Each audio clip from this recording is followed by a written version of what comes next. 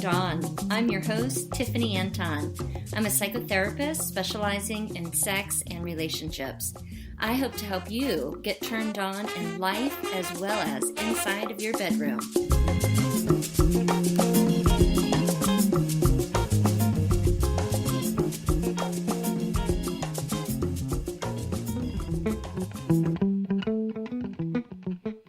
This is part 2 of our Sleeping with 100 Married Men series, as I'm speaking with Sophia, who details her experiences, both from Ashely Madison as well as in the swinger community.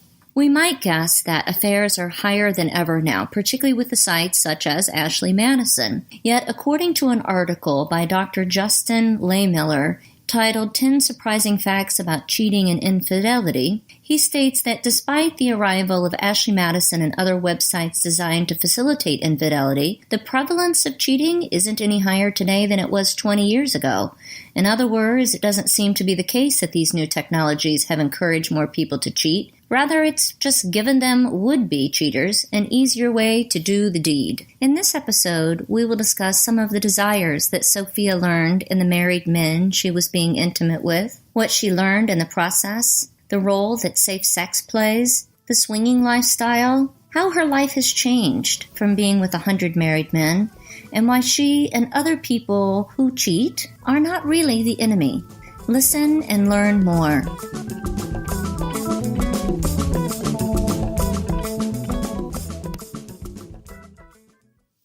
We're going to go to the point that we just made as to Sophia sharing that many of the men discuss with her their mere desire to be wanted.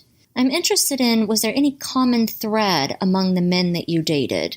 Did you seem to be their first affair or not? Were they able to have sex with you that maybe their wives didn't support? Do you feel they were escaping marriage, wanting a thrill? What was some common threads that came up for you? Certainly, the biggest one is the wanting to be wanted. Unless I were going to a specific type of site, there are some commonalities over a few, like several men that would have some of those common things. But of course, there's not one thing in there. Even the desire, the wanting to be wanted would be true for every man I ever slept with. But there were some who wanted to do things that their wives didn't like to do. And it might have just been that they wanted to give their wife oral sex. Okay, so oral sex would be an example of it? That's a huge one, actually. That's a huge one. That's a huge one. I never understood that one at all.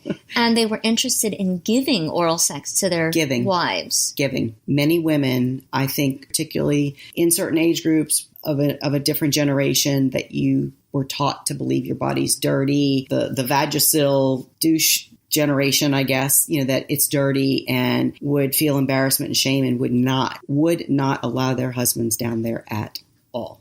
I have heard from clients their interest in, or actually their lack of interest in, receiving oral sex after having children. I didn't specifically hear that. That surprises me. So you gave the example that some of the men really wanted to give oral sex to you because they weren't able to give to their wives. So oral sex in and of itself actually surprises me, because I would make the assumption if a man was choosing to be with you and to thrill seek and doing a behavior they didn't feel was acceptable within their marriage, that would be more aligned with kink. True. I guess you could put some of these women wives in the category that they thought that was kinky. Some receiving oral sex was kinky? That it was not approved of missionary style church sanctioned sex. Wow. Any of the men that you met, you were their first affair? There were some. Early on, there was actually a man that I met. His wife had an affair. In hindsight, of course, it was definitely seeking a little revenge, even though he wasn't telling his wife. Before we left the hotel room, he was in an all-out panic attack over his guilt. It was probably one of the worst experiences I had, and I don't mean sexually, just in general, as uncomfortable getting out of there was his reaction after we finished. I know some individuals that identify themselves in open relationships or in open marriage, and that they specifically choose not to be with someone that hasn't had an affair before, because of the potential emotionality of it. I don't think there was ever another man I was with, to my knowledge, that I was his first. I don't know that I specifically set out to, and I can't remember. I may have shied away from it if they were talking in such a certain way. And that would have been more in your screening process when you would meet for a drink or coffee? Or sometimes just the email. How they would explain or what they might have had written on their profile. It's just kind of all at the moment gut feeling of if I think I could have anything in common with this person, would I even like them, or are they going to be too needy or clingy? Mm-hmm. And that might not have even just been with the caveat of a first affair. There are some that you could tell clingy and needy right away. What was the oldest and the youngest person that you've been with sexually since you have been divorced? The oldest doesn't seem so old anymore now that I'm older, but he did lie about his age. I mean, I would assume that you're in your late 40s. I am currently in my early 50s. Okay, so you're in your early 50s. Mm-hmm. How long has it been since you started the Ashely Madison? Has that been going on for? About 10 years. About 10 years? Mm-hmm. Okay, so you would have been in your early 40s at that time. Yes. The oldest gentleman that you had been with had previously lied about his age? Actually, on each end, they lied about their age. Oh, on each end? On both ends, they lied about their age. If we think about, instead of a number of how old they were, I would look at, were they 15 years older than you or 10 years younger than you? 21 years older, at least 21 years younger. Interesting. On the age spectrum there. Did you challenge any of them about their lack of truth? Yes. The older one is the one I met first. He had said he was, I think, 48. And little things he said before I ever met him in person, I could tell, the age of his kids, the length of marriage, just certain things aren't adding up. But it wasn't a big deal because you found people lied at least a little in some direction or another about their age, even if it's just to cover their identity. But there's a big difference between 2 years younger or older. Yes. Than a 10-year younger or older. I've even heard about, Match.com or Tinder. Individuals have put pictures of themselves that were from 5 to 10 years ago. Or more. Or more. This gentleman, I meet him in person. I just knew, I'm like, there's no way you're even close to that age. I mean, I didn't say that to him. I said, you're not 49, are you? And he shook his head and he looked so ashamed of himself. And I felt bad. And he was a really nice guy. And it turns out he was 63. Now, he looked great. He was in shape. He exercised. I think if he had just said he was even 58, the fact that he lied about 20-something years. 20 years? Is that 20? No, that's not 20 years. No, he was 21 years older. Lying by such an amount, it made him ridiculous, rather than just getting a little closer to his age. I think that man was, pretty desperate to want to be with somebody, and he wanted to be with somebody who was youthful. That was one of the things in his marriage, is that his wife was not active. I don't know that she was overweight, but they didn't do things together, and it was a big deal to him to have someone who was active. He was a nice guy. We stayed in touch for a little while. I just shook my head at that big of a lie. In regards of dating through the Ashely Madison site, you stated that all of the gentlemen that you met, you had a meeting ahead of time. So you had the coffee or the drinks. Did you state any pre-limits? So if there was someone that you felt like, I do want to be sexual with you, did you say, here are my limits, or here is how far I'm willing to go? I always kind of hated that part of it. I wanted to talk in such a way that you would, if you even wanted to meet the person and you meet them, and then you can discuss that or negotiate that. I found a lot of men wanted to know up front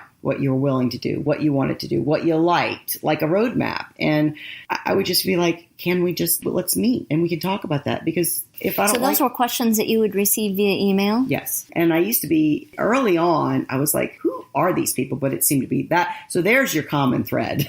That's the common thread. They almost all wanted to know up front how far they could go, or if you had any limits. But the most common question is, what do you like? Because if you think about it, they all wanted in some way to please me if they got the opportunity, if we met, if we liked each other, if we meshed. I believe we all want to be good lovers, but I believe the pressure for men to be good lovers is even higher than it is for us ladies.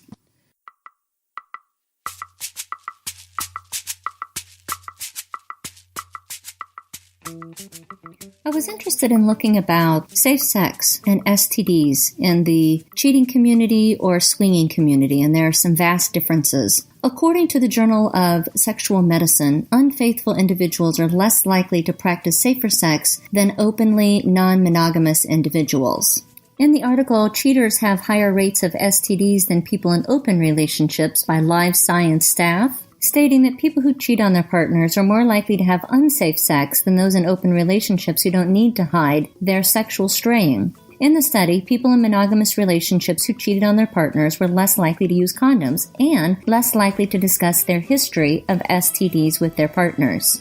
The article suggests that health practitioners may consider encouraging their monogamous patients to discuss specific definitions of monogamy and to form a plan for coping with lapses from these agreements. Such a plan may facilitate sharing of appropriate health information among members of the couples and thus prevent the further spread of STDs. A noticeable difference is seen within the swinging community or lifestyle, where the use of condoms is regularly available at sex clubs, private sex parties, where one can share their medical records with a partner who they plan to be sexual with that evening or in the future.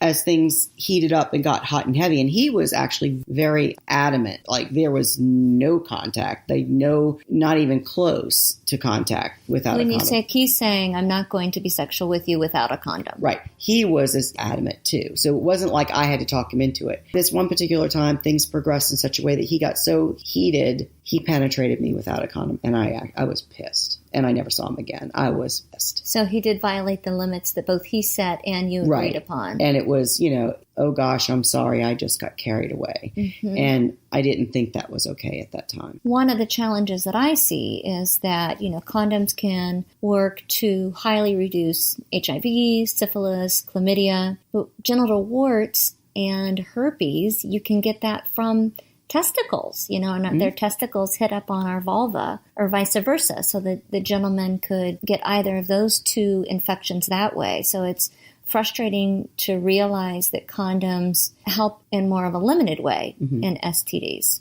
When I did some research, I saw the rate of STDs more in the lifestyle, so in the swinging lifestyle, was not any greater than that within the, regular community. I would agree with that. More recently, I should say, have had experience in the swinging lifestyle. And you interact with people who are regularly tested and have their results ready. A lot of our Quest diagnostics or whatever lab you use will have your results online and you can show it. And sometimes people will send it and show that they get tested regularly. And especially in the swinging world, this tends to be different from Ashely Madison. Swinging world tends to be more open, known, participating with your partner or with the knowledge of your partner, not in all cases. They are not looking to have infections, and they don't have to hide that they're getting tested, and they're both getting tested. One thing that I'm loving and learning more about the lifestyle of swinging is the high level of consent, not just to the point of, can we have intercourse? May I kiss you here? May I touch you here with my hand? May I penetrate you? Mm-hmm. I'm just amazed by that level of consent that is not generalized in our regular dating. So I love the consent there, and I wish that level was utilized in more typical relationships.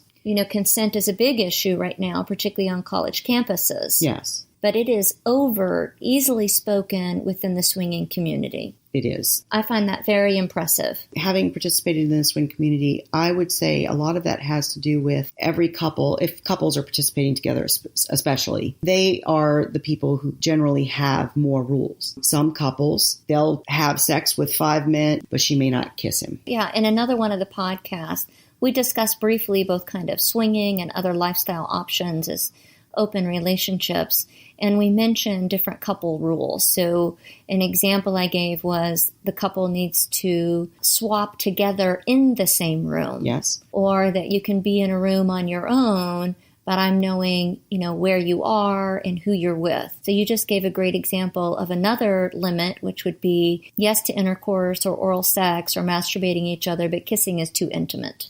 True. And having your, in essence, pre-interviews with these individuals with coffee or drink, have you ever had any regrets of someone that you did say yes to afterwards? Of course.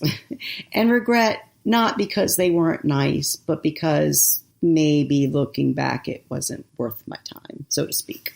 Do you mean like bad lover, disrespectful lover? I would say mostly not as good as I had hoped for. I'm going to call myself lucky, blessed, however you want to label it. I never, ever had a man get rough with me, disrespect me, treat me bad, or feel any fear whatsoever once I put myself behind a closed door with him. Oh, that's excellent. Mm-hmm. That's really lucky, because I'm sure some other women that have dated married men and been active on Ashely Madison, I would guesstimate that it would at least have one negative experience of maybe sexual shaming or not following the limits that the lady had set. It was 10 years or so ago that you joined Ashely Madison, and you mentioned getting involved in the swinging community. How long ago was it that you started exploring that lifestyle? That would have been, I guess, think about what year we're in and what year that was, and maybe 6-7 years ago. And in the state that you live, is there any formalized swinging clubs,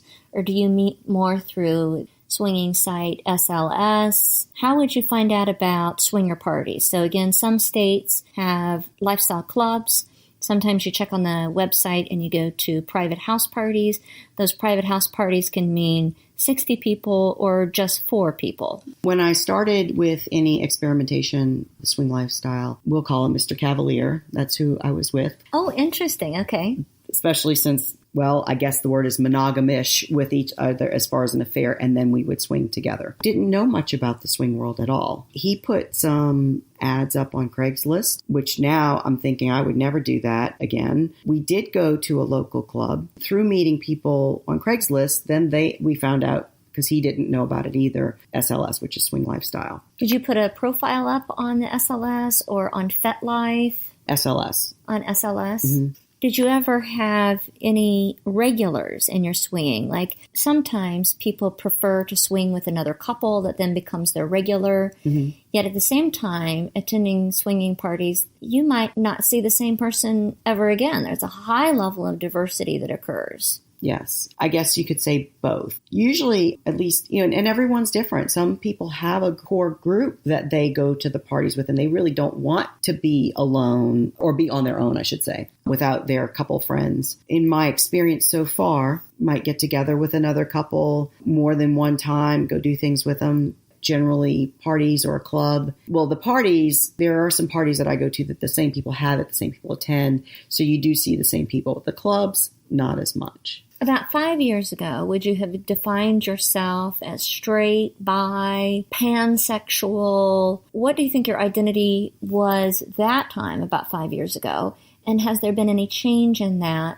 recently? It's one of those things I don't really think about how I label myself. Yes, I know that there are labels to that, but I believe that some of our listeners would be interested in, do you feel more sexually attracted to males, equally to females? Are you more sexually attracted just to the adult human that's in front of you without their gender being very relevant? To put it in a category, I guess you would say bi. I absolutely have a preference for men. I enjoy women, but if I had to pick or choose and could only have one, it would definitely be men. And I have enjoyed experiences with women. But it's interesting because I don't necessarily think about ever having a relationship with a woman, like as in like cohabitating.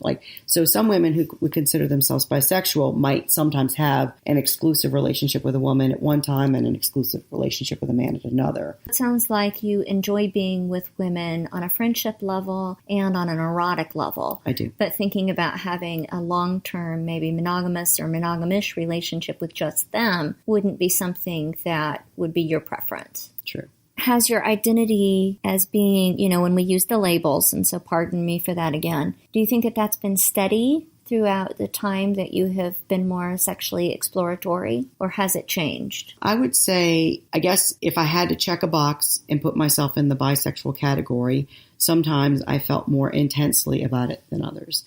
There were pockets of times that I actually sought out to explore a relationship with a woman, to meet up with a woman. And other times I just have absolutely no interest, not no interest in a woman, but no interest in putting my energy or thoughts into that path. Anything other than the sexual experience or the friendship piece, right? Right. What made these encounters work for you? And, so I hear about this repressive marriage that you were in, and being on Ashely Madison provided some sense of safety zone, and it allowed you to really have some sexual adventures. What do you think influenced you to continue sleeping with a multitude of men after your first few sexual experiences? You asked, why did I continue? Or Yeah, what caused because I think there's a difference between, we kind of try out Ashely Madison. The other one is we stay active on the site. You mentioned having a couple of situations where you were the sole lover of a person and you hid your profile. What was it about Ashely Madison or these experiences that when those relationships ended, you went back to that site versus maybe going to a Match, Bumble, or Tinder? Well, eventually I did go on a site, OkCupid. Oh, yes, I was forgetting that one. I had one of the lovers I had told me about it. I didn't know about it, asked if I had ever heard of that one. And mainly because it had a component of you could put yourself as maybe not ready for a relationship. You could label your relationship status any way you wanted. Whereas, dating sites, the assumption is you are only single. I think most purely monogamous married women would view you as an enemy. Yet with my clinical experience, I view no one else as an erotic threat as long as it is adult, mutual, respectful to both of their particular interest. What do you think about that label of, you ruining someone's marriage or you being the enemy? I totally understand that line of thinking. I certainly am not proud of the fact that and I'm sure that if women have found out, they may or may not have been hurt. I know of relationships where women are just as happy to have their man go take care of what they need to do elsewhere, just they don't want to know about it or be embarrassed by it. However, I don't think that I ruined anyone's relationship, and I can speak from my own experience. I didn't do what I did until my relationship was already ruined. And that wasn't ruined by stepping out. Not at all. Yeah. I think this is not maybe a good analogy. And does a man steal a loaf of bread unless he's starving? Does he steal a loaf of bread just because he can?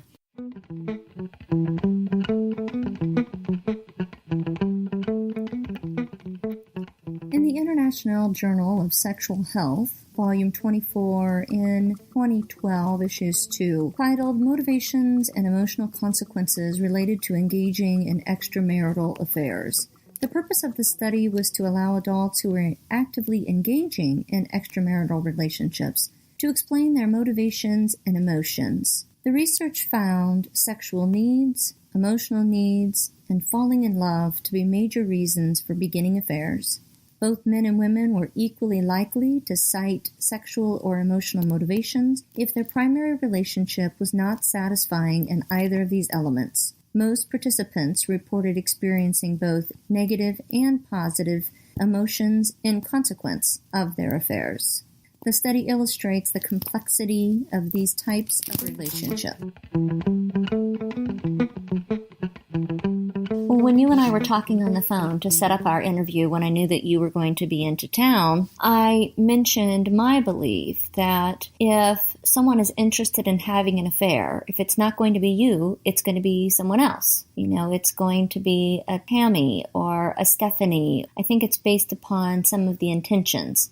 It's definitely intentional in regards to Ashely Madison. In the concept of thinking about the other woman as an enemy, if it wasn't woman A, it would have been woman B or woman C or woman D. And I guess that part has me feel no guilt. I absolutely believe these men had profiles up with the intent to do it. If it wasn't me, it was going to be someone else. Furthermore, I wasn't looking to take someone's husband. What do you think individuals that have more of a conservative lifestyle, what might they say about your telling of your experiences? We're just guesstimating, of course, but what do you think others may say about your choices? I would expect that they will judge me. Just, especially if their beliefs are conservative sexually or conservative morally. Interesting in the swing life, I've met many couples who are absolutely conservative in every way, even religiously and socially conservative, but for swinging. Okay. So yeah, we would be talking more about sexual conservativeness or more Puritan beliefs of marriage and monogamy. Mm-hmm.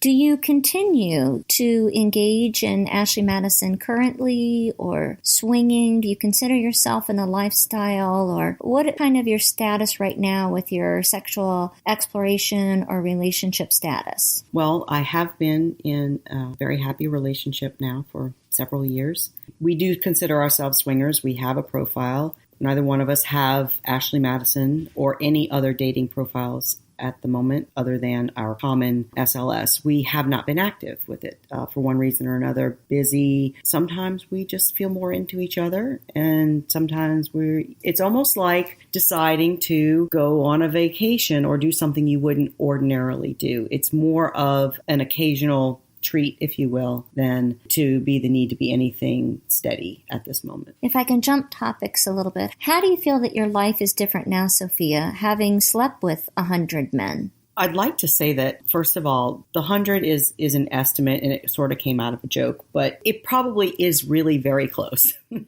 especially now that I've been a swinger.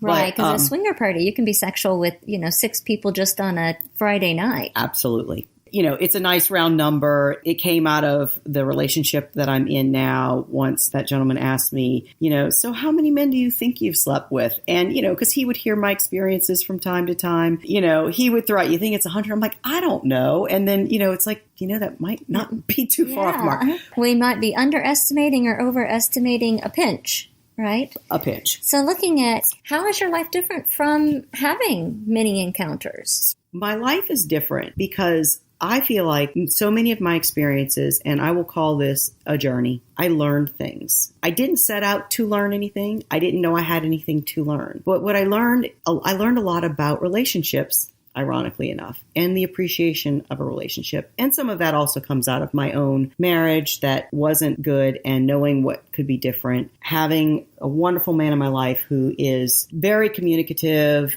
and we have a lot of conversations about what works in relationships or not. But to be more specific to your point, how I'm different, since this has to do with relationships and sexuality. In my relationship, I don't take sex for granted. I also know that I don't have to be in the mood to enjoy sex. It's gonna feel good within a few seconds. So I don't have to be in the mood first. Well, that's one of the misperceptions is we have sex once we're horny. Right. Versus being sexual because we prioritize it and we know that most of the time our motor's going to get running. Most of the time it's going to be a pleasurable experience. So I'd like a lot of women to be able to shift their thinking that it isn't a task. It isn't about, here's another thing I need to give. Well, I'm not horny, so I'm going to say no. But instead, this is a way to connect with our partner. This is a way to prioritize pleasure. And there's the mutuality or reciprocity of both giving and receiving. Mm-hmm. You said you were surprised about learning different aspects and being in the lifestyle of what you learned. What do you think some of these wives might learn from hearing your perspective today? There is a bliss in allowing a man to make love to you. And that's allowing him, not controlling. And when I say not controlling how he does it, that doesn't mean allowing a man to do something to you that you would not allow him to do. You have to be a good relationship, a respectful relationship, allowing your man to take the time he wants to make love to you. I believe feels much more committed to you and more bonded to you, maybe is the better word, not committed. Committed is a whole different matter. Bonded to you when he gets to show you his love that way and feel loved and appreciated in return. One of the other things that's very different in my relationship now, and I believe it's as a result of all of my experiences than it was ever in my marriage, I say there are 3 kinds of sex for me. There's the very bonding, lovemaking sex. Sometimes sex is just fun. It's just fun, and that's all it is. Yeah, I want sex to be fun and to be focused on pleasure versus whether or not you have an erection or an orgasm. Yeah, exactly. So we can have the sex that's more lovemaking with a strong emotional bond. We can have the playful sex. So it sounds like those are 2 types you were describing. What is the third type? I think it's the quick and dirty. I don't even necessarily want it, but I want to be so playful that you are so charmed by me. Mm-hmm. For instance, we're getting ready to go out and I'm putting my mascara on in the mirror and I'm purposely only wearing my thong underwear and shaking my booty. So would that be like flirty quickies? Flirty quickie. I'm not interested. We're getting ready to go out. But I know that is such a turn on to be teased in that way to a man that he gets to just for him, for only his physical pleasure, get to do it. Yes. Quick and dirty. When I see couples that have such high discrepancies in their libido, I talk about that occasional quickie because that's usually under 5 minutes, and how that can help them connect, be done in a way that balance out both partners' needs. Mm-hmm. And that hits on such an important point too, is that having been in this relationship now longer term and live together, sex is not in a hotel room. It's not only when we can. We have a lot of sex. And I see it in cycles of the day. There's the time of day that I am in my peak, and there is an overlap of his peak. And there is a time of day where I'm wanting it, and there's just not much interest sexually from him. However, he is always willing to give, please, pleasure. There's that other time that I am absolutely at my lowest desire point that I often initiate anyway, because that's his peak. I get to have pleasure in my peak responses. I view that peak as far as being able to respond. For whatever reason, I guess our bodies have cycles of a day, which is no surprise. Of a day, and also within our hormones. Yes. Well, mine are pretty steady now in menopause with replacement. In the day, there's a specific time of the day, from about 4 in the morning till 4 8 in the morning. Till 8 in the morning. I'm not interested. I'm an early riser. I am a log covered up. I would be totally disoriented. But for you would, maybe one of your peaks would be even 4 a.m.? No, it's not. Oh, it's not. It's not. But I get up and I want my coffee and I want to kind of wake up, and then come 8 o'clock in the morning, I'm raring to go. But then people are going to work. If I happen to wake up at 2 o'clock in the morning to go to the bathroom, I'm pretty interested. And you wouldn't think you'd hear this from a man, but there had to be a talk of, you can't wake me up at 2 o'clock every morning. Right. So we have... And that happens more in the committed relationships than in the flings, because a lot of times with flings or even lovers, we don't see them in the evening because they're with their families. Right.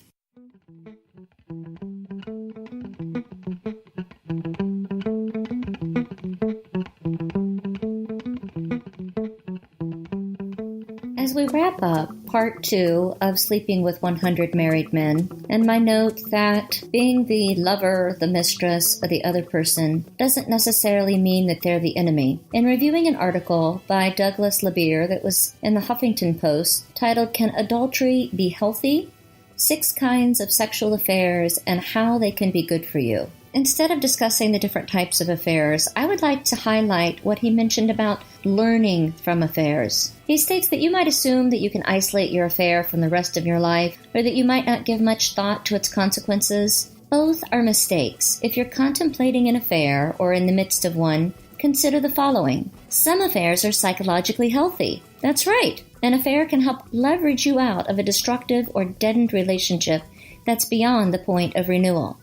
The positive feelings of affirmation and restored vitality generated by an affair can activate the courage to leave a marriage when doing so is the healthiest decision for both yourself and your partner. He's seen both men and women become psychologically healthier through an affair. It springboarded them into greater emotional honesty and mature action. Of course, you have to be honest with yourself here and not rationalize yourself into having the affair while postponing necessary action. Secondly, an affair can help renew your relationship with your existing partner. An affair can spur you to confront what you really want from your existing partner and motivate you to try creating it. Larry, a journalist, had an affair for nearly 4 years. After an argument with his lover one day, he realized he was beginning to feel much the same irritation and sexual boredom that he had felt towards his wife. "This is pretty screwed up," he said to the interviewer. "I've got to do something." As he examined what he really wanted and valued, he recognized his own role in evading long-standing conflicts in his marriage.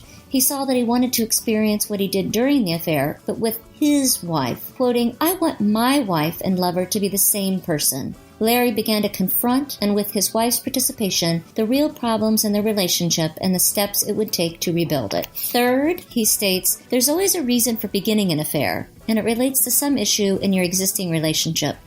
It's far better to face and resolve that first. You don't just find yourself having an affair or end up in bed with someone. It's your choice, but it can be beautifully rationalized. So take a look at what's missing or unfulfilling in your relationship, why that is, and whether you can or even want to do something about it. It's preferable to try renewing your relationship or end it with mutual respect. I hope you enjoyed listening to today's episode of Sleeping with 100 Married Men.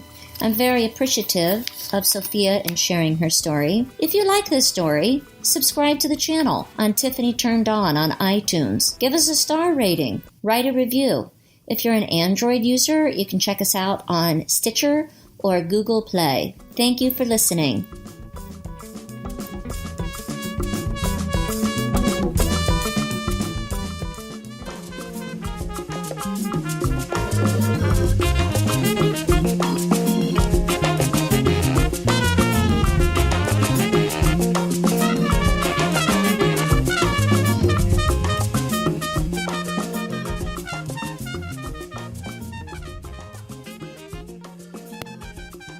The music for Tiffany Turned On is provided by Kumasi Afrobeat. If you're interested in more of their music, you can find them online at kumasiafrobeat.com. KUMASIAFROBEAT.com. They are New Orleans' full Afrobeat band. They play to make you move. If you liked what you heard in today's episode and you want to learn more about me, check out my website at neworleanssextherapy.com. I also have a TED Talk entitled I Love Pleasure from TEDx Vermilion Street.